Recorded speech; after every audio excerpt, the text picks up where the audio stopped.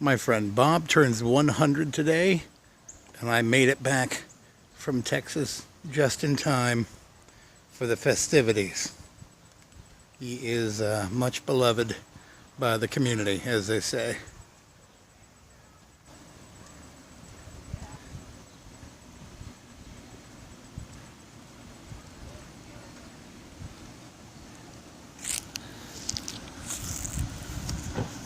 Should all be so lucky.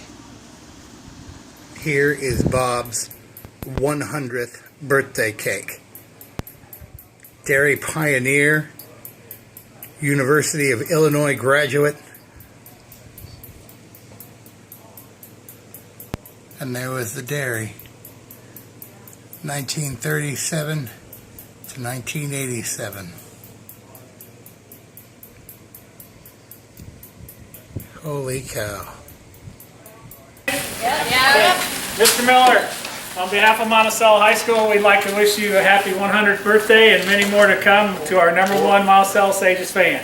Well, thank you very much. I can't get over this. Yeah, and for our present to you today, our girls cheerleading team is going to perform the school song, and the band's going to play it behind them for you.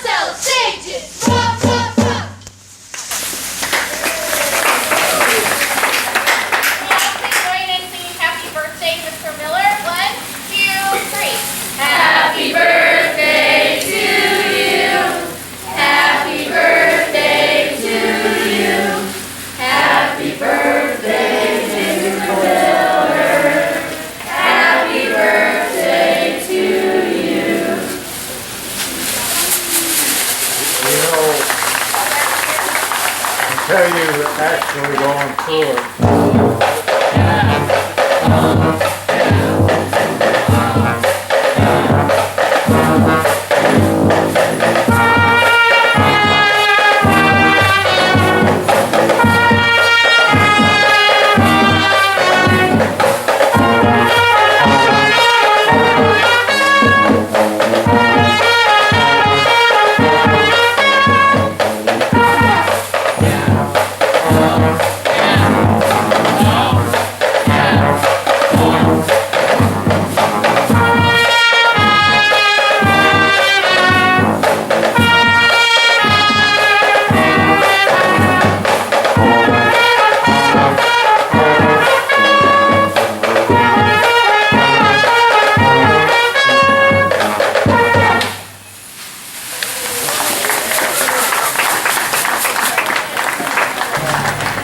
Happy birthday. Thanks for all your support. Happy birthday. Happy birthday. Happy birthday. Happy birthday. Happy birthday.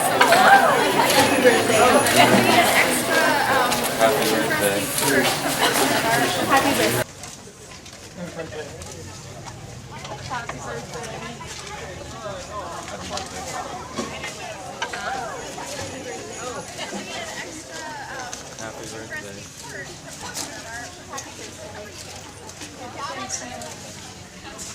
Happy birthday. Happy birthday.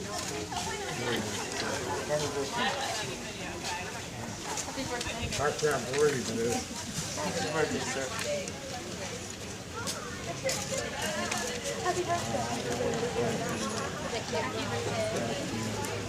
Happy birthday. Happy birthday, Mr. Miller. Thank you, Mr. Miller. Happy birthday. Thank you. Happy birthday. Happy birthday. Happy birthday. birthday. Happy birthday. Happy birthday, Mr. Miller. Happy birthday, sir. Happy birthday. Happy birthday. Happy birthday. Happy birthday. Have a wonderful day. Happy birthday. Sorry. Happy birthday. Happy birthday! I'm Tana Estoncheek. I teach at the high school. Happy birthday. Well, happy birthday.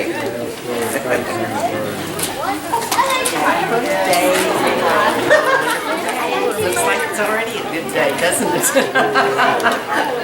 Happy birthday. See you then. All right, I got it out there. All you're doing is meetings.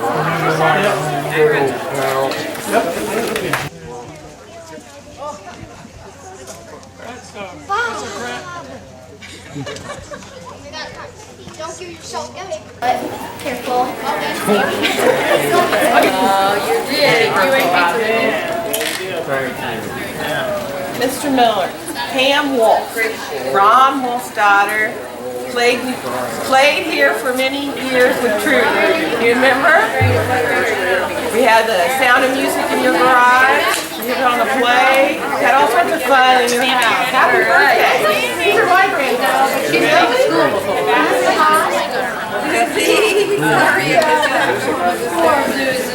Dad's over in the van, but he says happy birthday too. You and Dad are the last ones in this on Lafayette Street from my childhood. Thank you, Miss Gallagher. That are still here. Thank you. Have a good day. We gotta get those. All right, we gotta go. Happy birthday. I'm from the Piatt County Journal. I don't think I've met you, but it's nice to meet Well, that you. journal's been awful nice to me.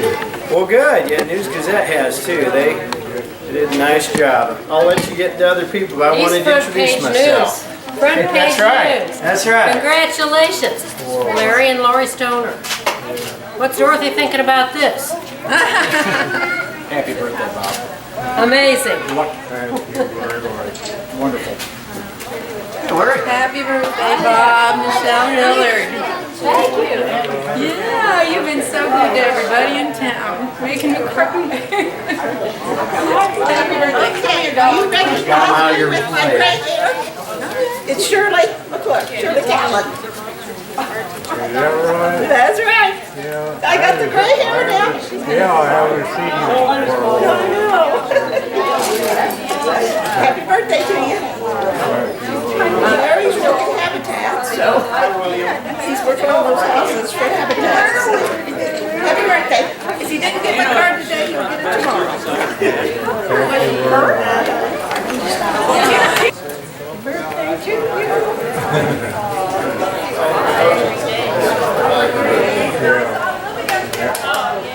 Here's two of the best friends I ever had. Nobody has been as lucky as I have. How did you end up with my hat? Except for the people that know me. It's the same Here, I thing. mean, help take these for you. I write stuff, but boy, it's not the same. One of these has some money in it. It's very heavy. I'm on the computer all the time. Well, I hope so. Looked like pennies from what was breaking out of the edge. So don't get your hopes up. Nice day, isn't it? It's a great day. Absolutely. It's a great day. I'm like, hey. Happy birthday, sir. Well, thank you. So we missed I'm Rick Blankenberg. This is my wife, Paula. Nice to meet You you. got a pretty one there. Oh, thank you. Thank you. Thank you. It's nice of you to This is come my over. son, Eric. This is Mr. Miller. Yeah. Hi. Hi there. I always ask Tell about him happy birthday. because I go by the house. We walk by the house. He's 93 years older than you. But I don't know what it was stuff. See how I did before. Oh my God. You remember Blankenberg? Phil, you know Phil Blankenberg? Yeah, that's my dad. Yeah, we live in Charlotte, North Carolina now. I do. And we're just here for the week, and we And this is our happen to be here during your special day. Alexandra and Mike. It's kind of special, I'll tell you that. Yeah, I believe it. Sure. I wanted to get a picture with your dad too. He ran into, It's a little easier now. God, you're looking great. I said you haven't changed a bit. White shirt and tie still. Do I get to kiss him too? This is one of the best gals right here. I've got out of street now. Took him a long time. This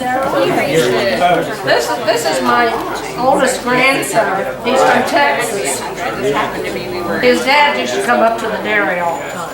Yeah, when he was little. I think I think about you every time I pass by. You and your damn coffee cans. You're looking real good. I'm going. Sometime, She yeah. just won't tell me where, but I got an idea. Sometimes he's kind of mean, but, you know, whack him down. He always was. Yeah. She's quite a gal. Yeah. So you got a big party tonight? No, my dinner party was the day before yesterday. Ah, My family. yeah.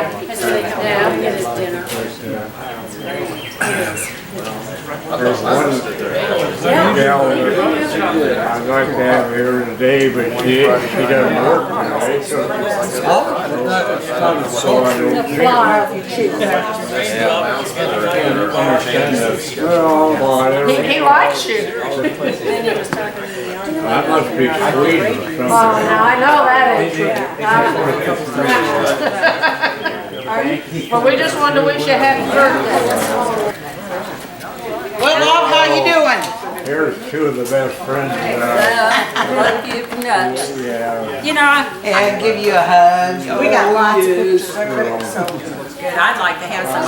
Really appreciate what you gals do. You've probably been standing in there just to watch and We were see what scared we've you been would doing. come out and give us a. Yeah.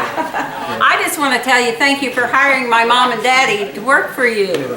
That was long years back. They were good people there. Well, you were too. And I just love paying you back that way. It's the only way I know how. So I appreciate it. Because had it not been for you, we wouldn't be here. Well, you have a great 100th birthday. Well, I'm so lucky. I've said to many people lots of times, and there was a luckier man that ever lived in Monticello. That's right. Have you had a birthday cake yet to eat?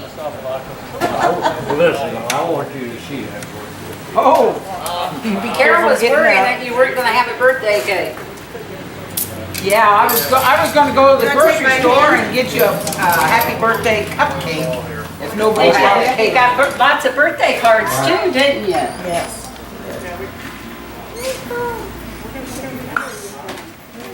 Go ahead. Thank you. I know you've never seen another one like it. Oh my gosh. Look at Oh, Isn't that that is neat? so neat.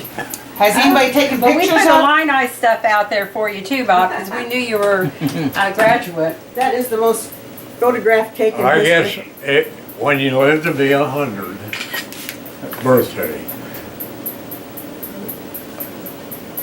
you deserve one of these. Yeah, that's I'm really gonna get neat. you right there. Neat, neat, neat. But the gal that bakes that, she's been doing that for 10 years. My gals that come and help me, they come through that back door, go right over there, and they've gotten a big kick out of it. Yeah. And every day that they've been here is marked all. Yeah. Yeah. Pretty neat. Yep. Well, happy birthday. Yeah. Well, we better let you Well- get back to enjoying your party. But congratulations again. My brother and sister both said to say happy birthday to you. So, Thank you. okay. Yeah. Congratulations again. And we're looking forward to 101. Yeah. 101. Okay. You better keep your promise. gonna get a plain old cake then. Yeah. Yeah, you start over. Okay. Well, thank you. Bye bye. Bye-bye.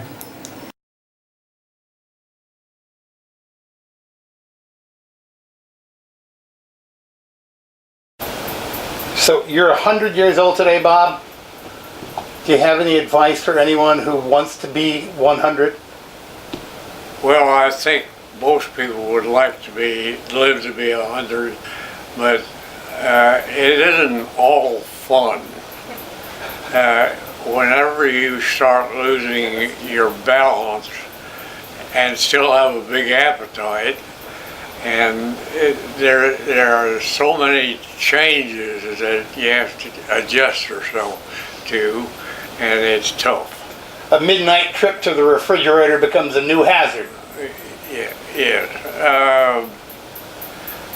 How many trips?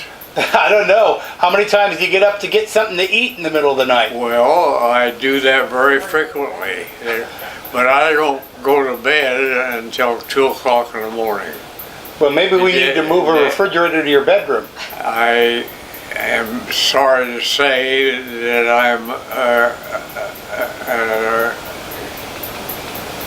watch television a lot more than I should because I get all very, very upset at what I see and what I hear, and as a result of it, I finally shut it off at 2 o'clock in the morning and go to bed. Then I sleep well. And here's a guy my age that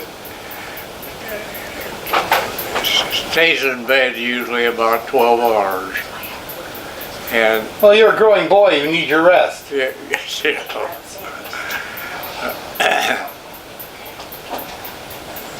I've got 2 wonderful gals that come. One is Jackie and one of them is Jackie Jr. That's Jackie Jr. over there. Does she have a real name, Bob? Does she have her own name? Yeah, she got a Jessie. Okay. Jessie and Jackie.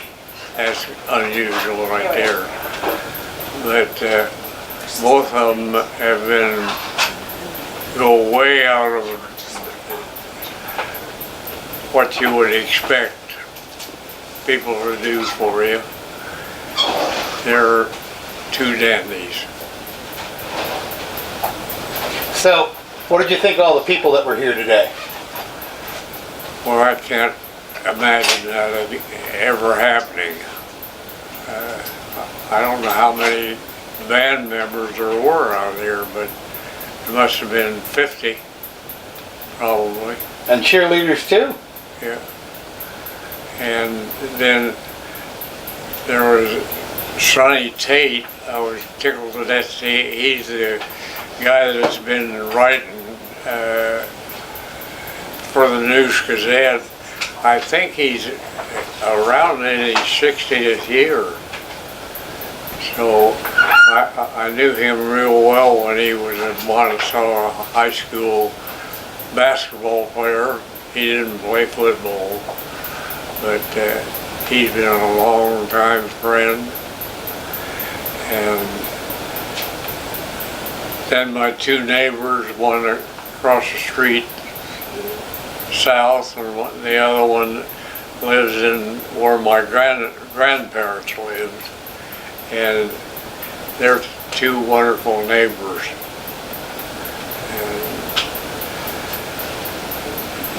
I think they get as big a kick out of it though as I do have the pleasure of having it in my backyard. Right in your own ready-made basketball court. Yeah. So when did you first start playing basketball? When did I? Yeah. Probably when I was 5 years old. Really? I used to, well, I remember that when I was in the 1st grade, I started bouncing a ball, a little sponge ball, and I would bounce that, I'm sure, the first day I went to school, I'd bounce that damn ball. And then at home, and I lived just 1 block down the street here, I soon rigged up little baskets, and I just shot baskets all my life. Yeah. And I wanted to be outstanding in something. I think most of us do. Yeah. And I suppose I got quite a name for the ability I had of taking care of that little rubber sponge ball, and then that developed into a regular sized basketball, and you probably saw the cake that people know. The emphasis that I put on athletic all my life, and nobody lived a happier life than Bob Miller. It's been wonderful. Well, that's fantastic. Let me ask you a question. What do you think it is that was the most helpful in helping you live to be 100? Do you think it was genetics, or the athletics, or just luck? It was, I came from a wonderful family, and I was Mama's pet. My dad never called me Robert, he called me Mama's pet. And that's the kind of a life that I was exposed to from the day I was born clear up till I got married. And then all my sisters, 5 of them, they were kind of proud of their brother because he was a good basketball player, a good football player, and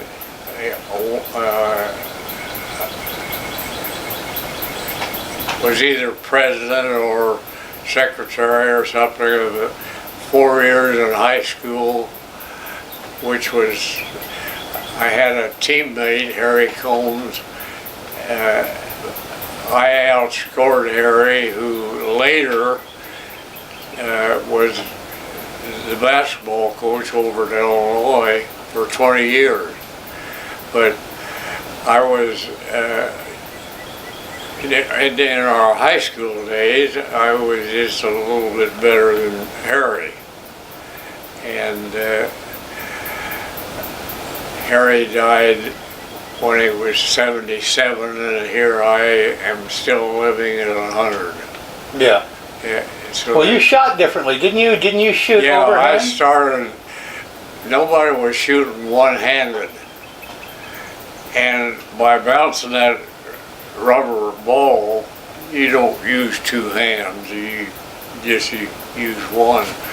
And so when I got to being on the basketball floor with a basketball, I was used to using my right, and that was unusual at that time. And I was a one-handed basketball player. And you still had to tip off after every basket back then, correct? Yeah, you had to go to center jump, and basketball was quite different than it is today. Yeah. But do you think it's better or worse than when you played?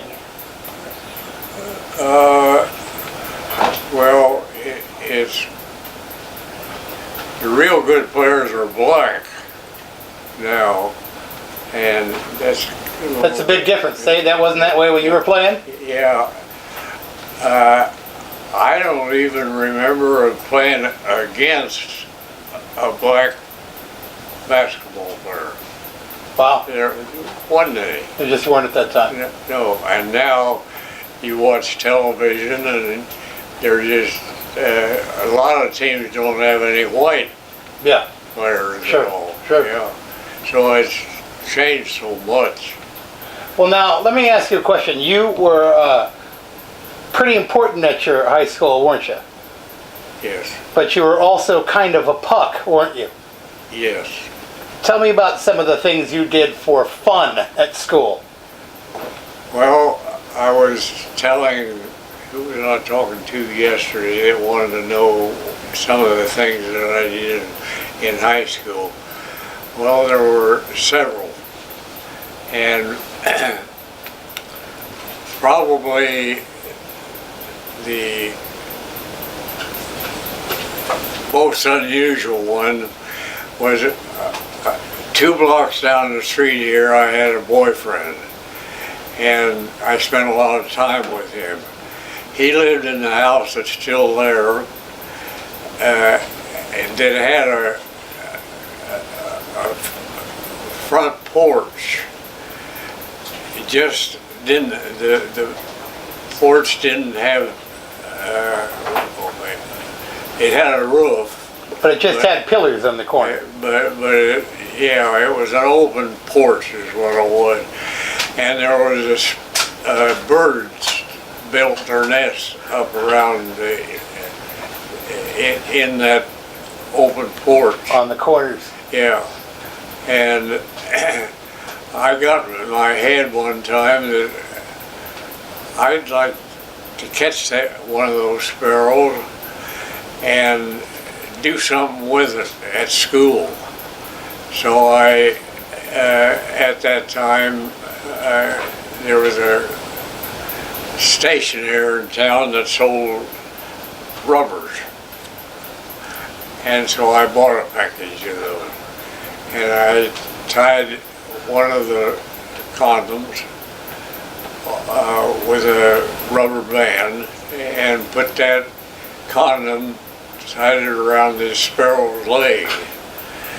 And then school took up each morning at 8 o'clock, and so I took my sparrow and the condom, and I went to school at 7:30. And then I had a friend that was the very, he made everybody in this 200 and some students. He wrote poems about people and so forth. And so in the assembly hall down there, we had desks and a drawer that pulled out to put your books and things in it. And so I took this sparrow with the condom and put it in his desk drawer and got the heck out of there. And so at a few minutes before 8 o'clock, Joe Curry was the guy. He comes and goes to his seat.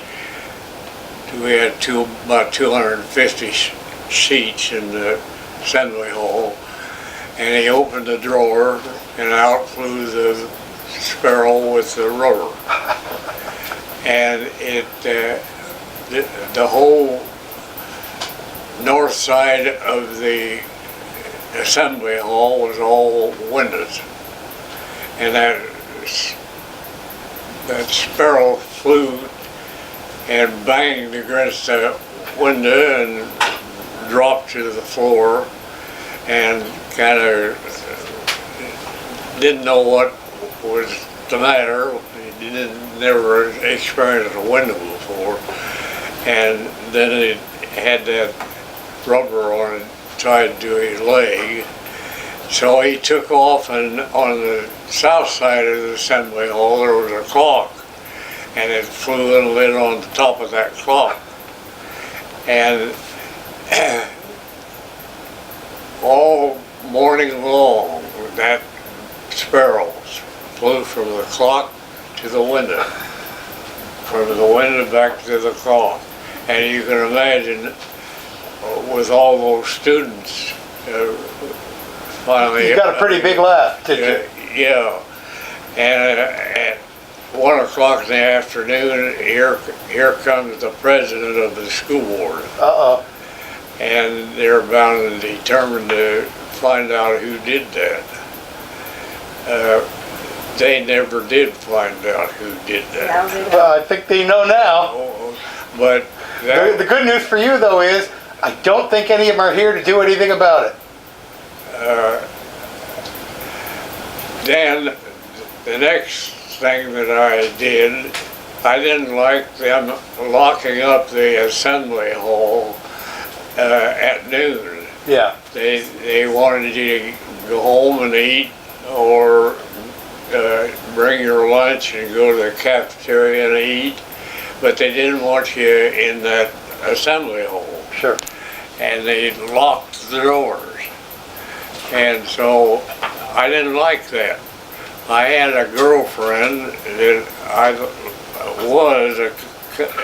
we would spend the noon hour a lot of times in the assembly hall, me holding her hands. Well, once in a while I'd give her a kiss, you know. Well, the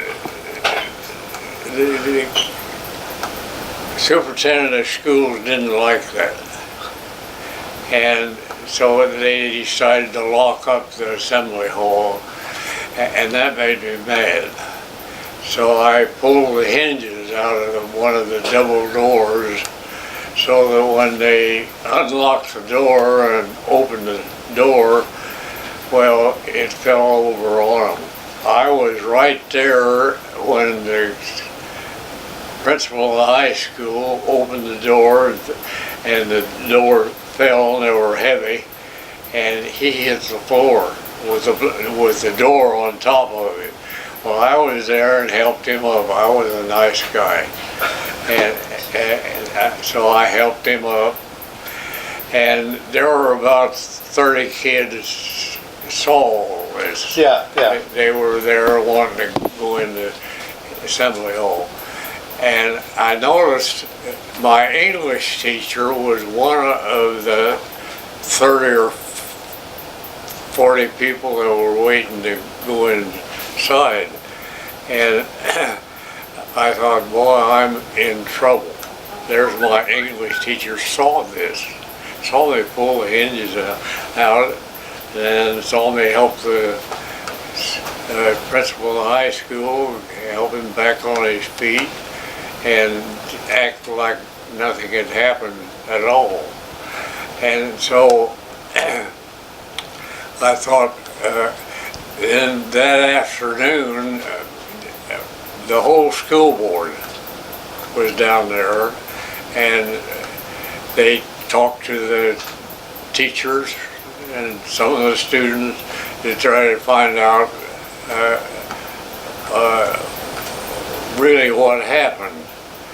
And I thought, well, my English teacher will surely tell me, and I'm going to get maybe expelled from school. That teacher never told.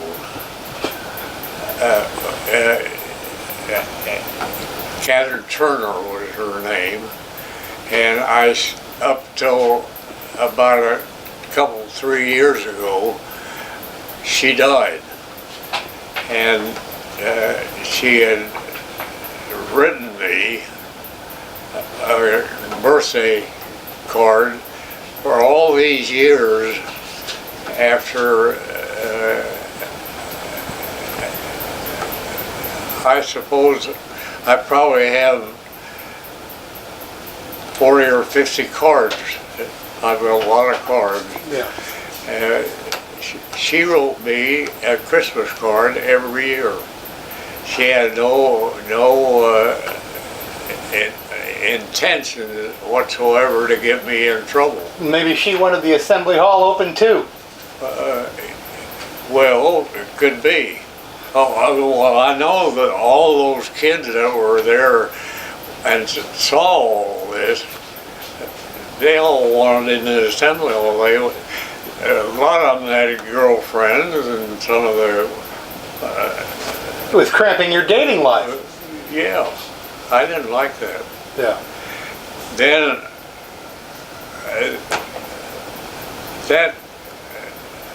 I can't understand why somebody didn't push that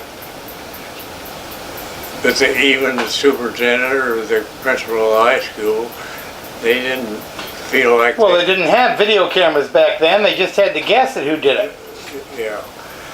Well, then the one that created more excitement was I was taking chemistry at that time, and I found out how to make a stink. If you take sulfuric acid, put it in a pan, and add some iron filings to that, it smells like hell. So there was a tunnel from the boiler room, a building right, and it's still there at the high school, where they had a couple boilers there, and they had some, at that time, they had some of the first air conditioners there in that building, and then all that hot air and cold air came through that tunnel to cool or heat the high school. So and you got into that tunnel by a double door from the high school or the boiler room. And so I had no problem whatsoever taking my sulfuric acid and my iron filings and my pan from the hall of the high school into the tunnel. And then I put the pan in the tunnel, and then I got the hell out of there. And that odor, terrible, stinks, traveled all the way through the high school. And in about 15 minutes, that high school was empty. They were all... Got an afternoon off, did you? They were out in the yard breathing fresh air. And then nobody... I was the only one that knew who did it. Yeah. But everybody knew who did it. I mean, because I had done some kind of amusing things. And another one of those amusing things was there was a guy, a roommate of mine, that he liked to play with matches, if you can imagine that. And he was always striking matches. Yeah. And he was a good, he was smart. One of the better students in my class. Sure. And so one day he was at the east doors of the high school. There were two barrels in there. One was empty and one was, well, they were both for throw waste. Sure. in the barrel. Garbage cans. Yeah. And this can't think of his name right now. But anyhow, he was standing there striking matches and throwing them in the empty barrel. Well, I came through the door and saw him doing that. And I thought, you're crazy. Why you do that, I have no notion. Sure. So I take the barrel that has some paper in it and dump it in the barrel that he was throwing matches in.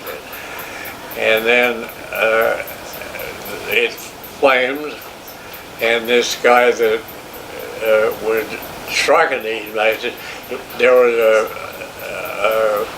a bell there that you pull a rope if there's a fire. Yeah, yeah.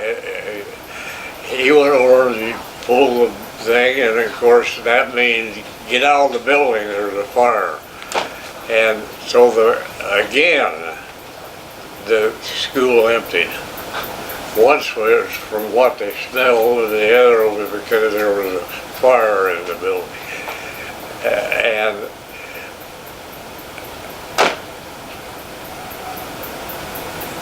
this guy that struck all these matches, he could have told on me because I did the damage. I threw some paper in on the barrel that he was striking matches in. And I thought, well, he'll tell on me. Yeah. Because I built the fire. He was striking the match, but I did the damage. That guy was called in the office and told his story. And they kicked him out of school for 2 weeks. Wow. And he never told on me. He was a friend. Yeah. He was striking the matches, but he didn't build the fire. Yep. Yep. And that son of a gun went to the University of Illinois at the same time I did. And we were buddies. Yeah. After that. No doubt. He was dismissed from school for 2 weeks. And he never told me. But there was a lot of people, students, and even some of the faculty Sure. knew things that I did that they wouldn't tell. Yeah. They were amused. Well, you weren't cruel. You weren't trying to hurt people. No, I never hurt anybody. Except for maybe the principal the door fell on. You know,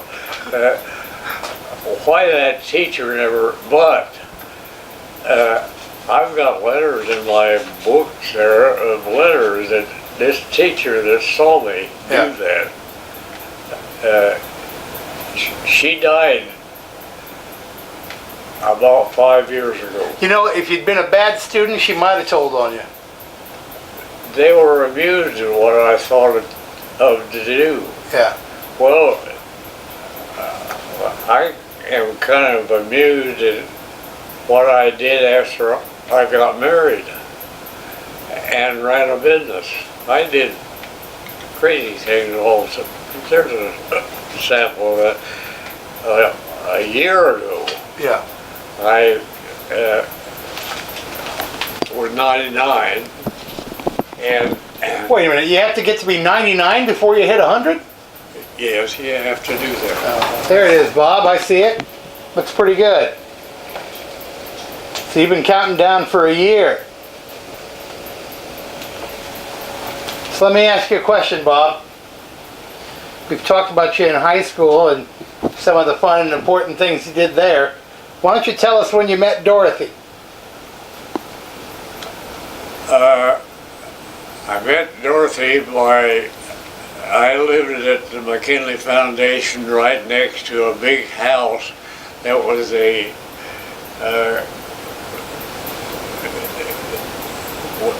the girls lived in that house, and Dorothy was one of the houses. So one of my sisters lived in that house, and they introduced me to Harriet, Dorothy's sister.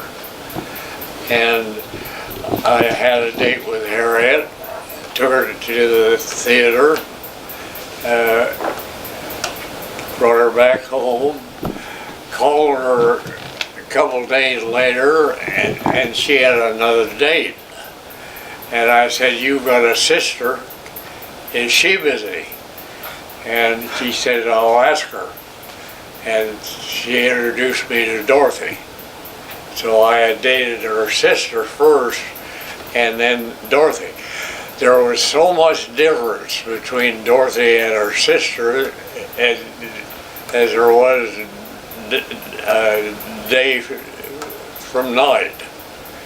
And I thought, these two can't be sisters. One of them was real forward, and she liked to be hugged and kissed and so forth. But Dorothy didn't.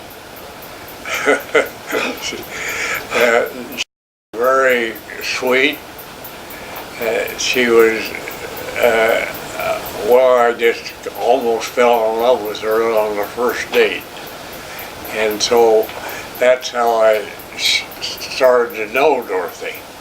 And then I was able to finish out the school year, and I dated her 2 or 3 times a week. And then the next year, her dad took her out of the university and put her to work in Decatur, and there was a little college of some kind in Decatur to learn how to get a bookkeeping job. And so he pulled her out of University of Illinois and put her in this little school in Decatur. And so that, I didn't like that very well. And his reasoning was, you only, well, I think he found out that Bob Miller was kind of ornery in high school, and he didn't want his daughter. Yeah. Hard to believe, you were such a nice boy. Yeah. So I had to, in the summertime, I had to drive to Decatur, as well as on this side of Decatur. What's the name of that town? Charlotte. And that's how Dorothy and I got acquainted.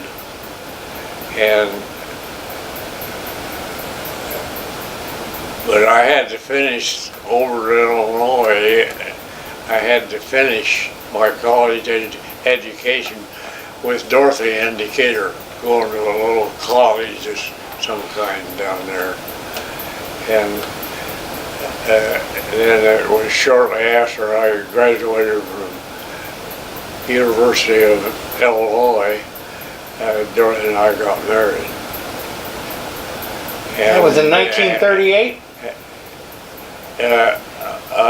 Yes, 19. February. Yeah. So you were married in February of 38, and you went to Chicago and went to the Trianon, the Aragon, and the Black Hawk Ballroom and danced, right? Yeah, we went to saw a hockey game. Well, we saw pretty much everything that was offered Chicago theater. We were there for the biggest part of 2 weeks. Yeah.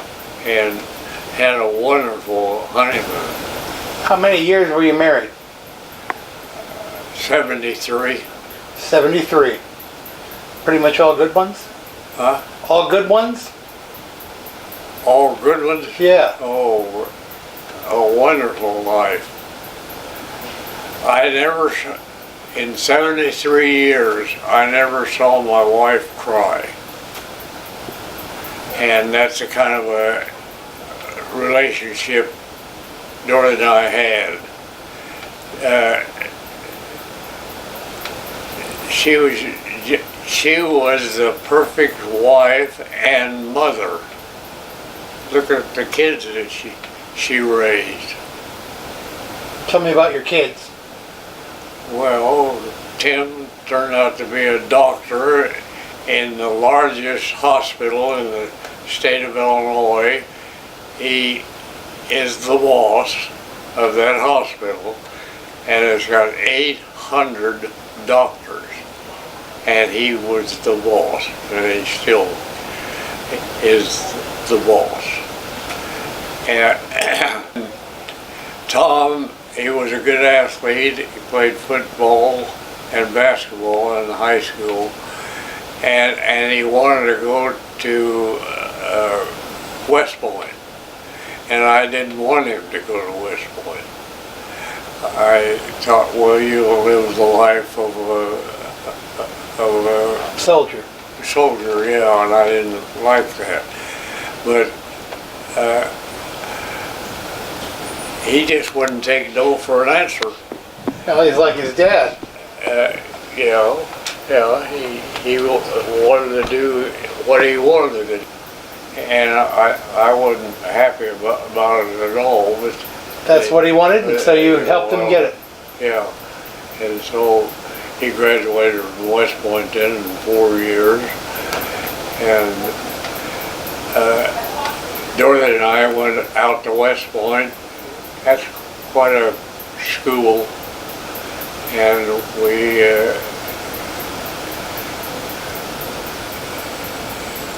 I suppose we did 4 years he was there. I think we were there 8 times. Yeah.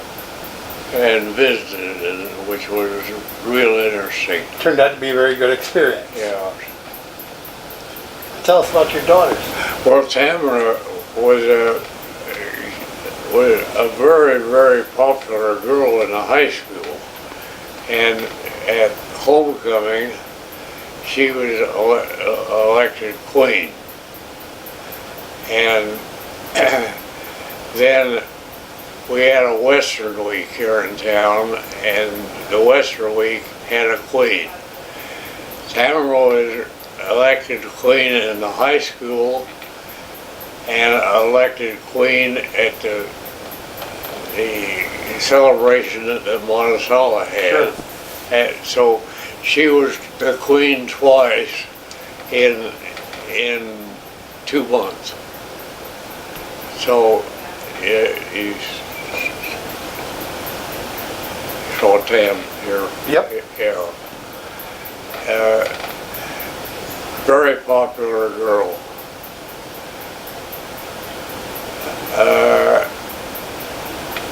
Trudy.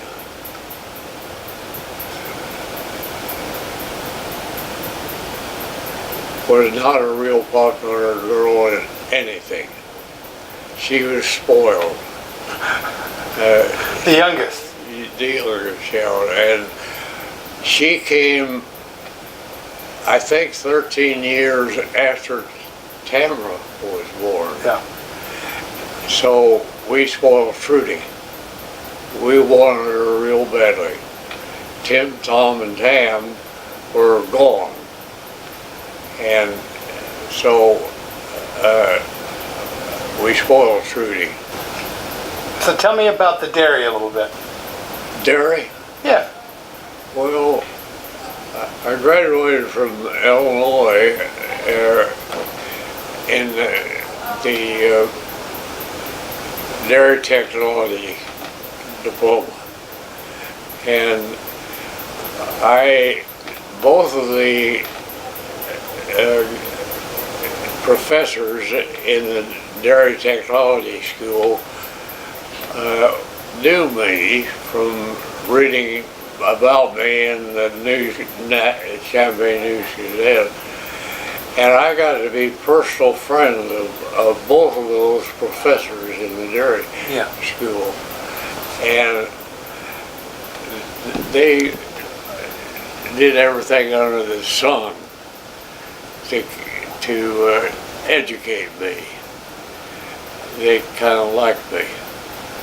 And then when I graduated, they remained personal friends. And I was guided in my establishment of a dairy business with these two professors over in Illinois. Yeah. They just loved to have me come over and ask them questions, you know. And they kind of led me into look at the paper milk carton, and you ought to set that as a goal. Yeah. to throw away all the glass bottles and put your product in a paper milk carton. So I had all the good advice and guidance in establishing the company that makes the machine that fills the cardboard container instead of putting it in a glass bottle. So I had a real close association and all their advice. Yeah. And I built I had already built a dairy business that when I took it over, it was bottling 400 quarts of milk a day. And I did develop that into 4,000 gallons of milk due to the help of two professors over at the university. They liked my imagination. Yeah. Printing on the milk carton. They didn't teach me that.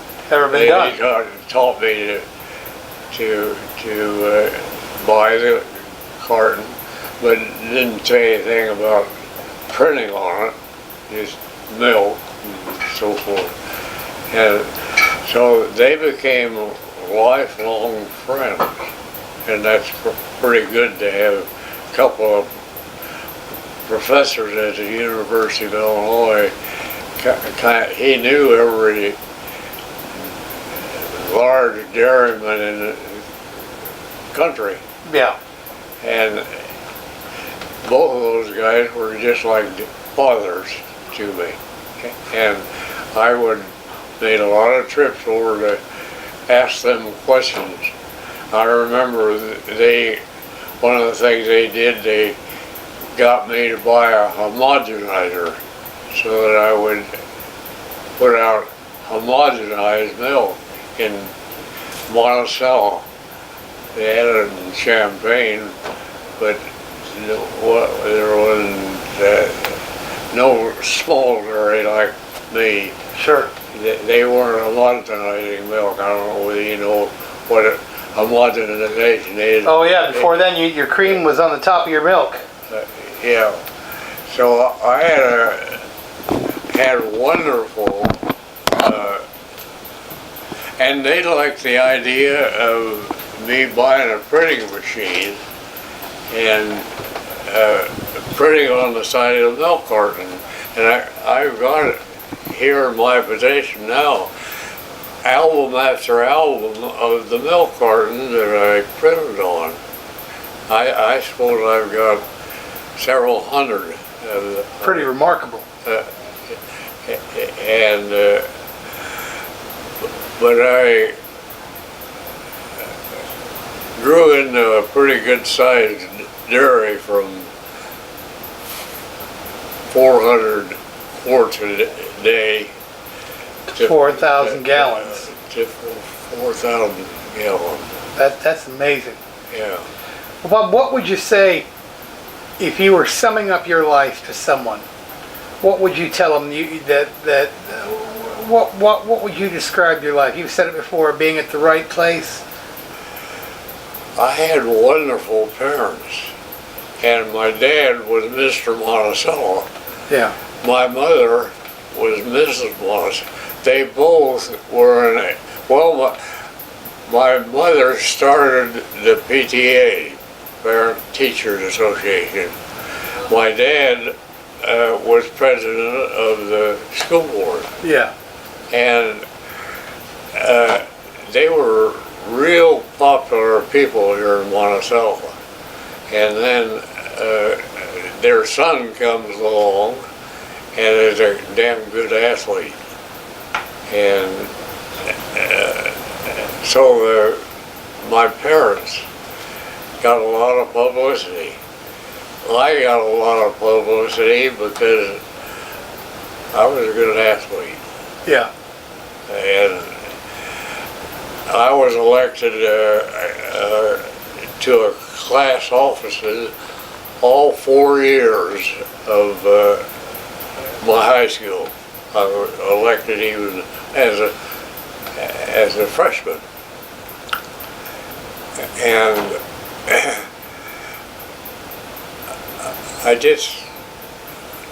my students liked me, or they wouldn't have elected me as an officer here. A teacher sees me pull the hinges out of the door, and she didn't tell me. And there's I could just about do anything with no worry. Yeah. And I never hurt anybody with the pranks that I pulled, but they all saw the humor in it. And when I've been here, at one time I had 40 employees. I only lost one that ever quit. Yeah. And this one person had a job as caretaker of the Bumet Cemetery. And he came to me one day and he said, Bob, I've been offered a job and they're paying me almost double what you're paying me. And said, I don't want to leave here, but I can't turn that money down. And I said, well, you go home and sleep over it, and if you want to be a dairyman, you've got a job. If you want to dig holes in the ground and bury people, if that's what you want to do because it's more money, that's what you'll have to do. Well, he went to the Bumet Cemetery, and that's the only, out of all those 40 employees, I never lost any of them. Yeah. They all liked to print on the milk cartons. They liked a lot of things that I did in Monticello. And, well, I had Laura Peck that ran the dairy bar for 37 years. And she died with me by her bedside over in Champaign. And I lost, after you have somebody for 37 years running the most popular eating place all around here. Yeah.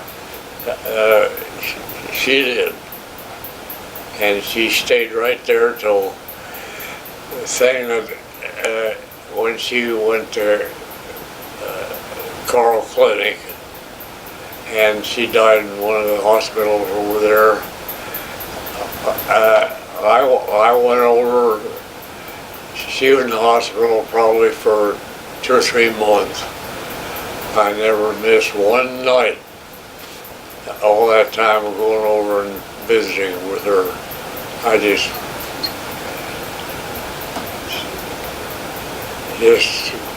can't get over even yet of all the things that she did for me. And my mother was the Queen 1. Laura Peck was Queen 2. Dorothy is the 3rd queen. And then Jackie, one that here now. And that Jackie, she just does everything. Sure. And it? It isn't all roses.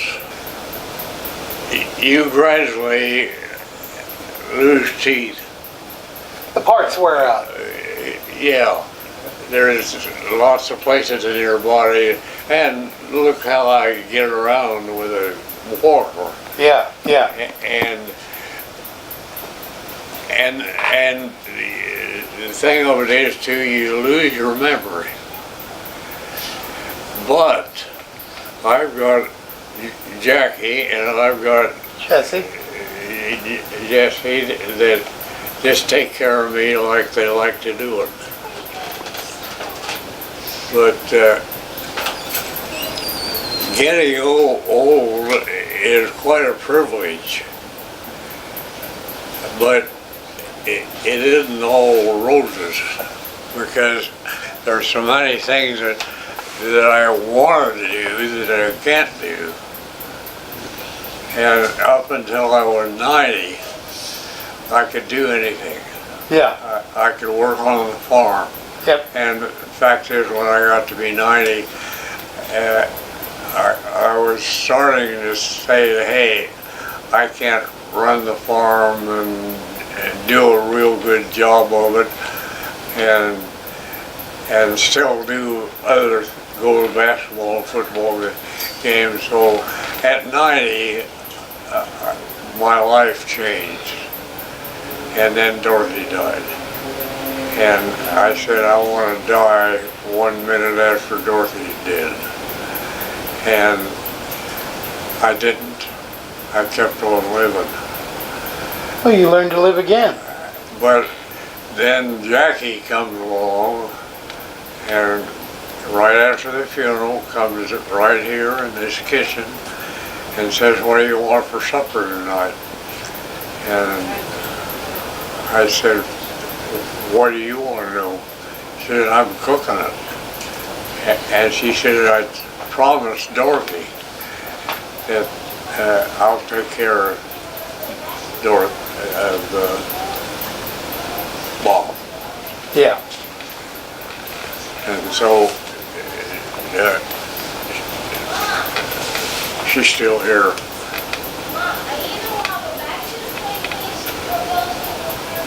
Well, that's excellent, Bob.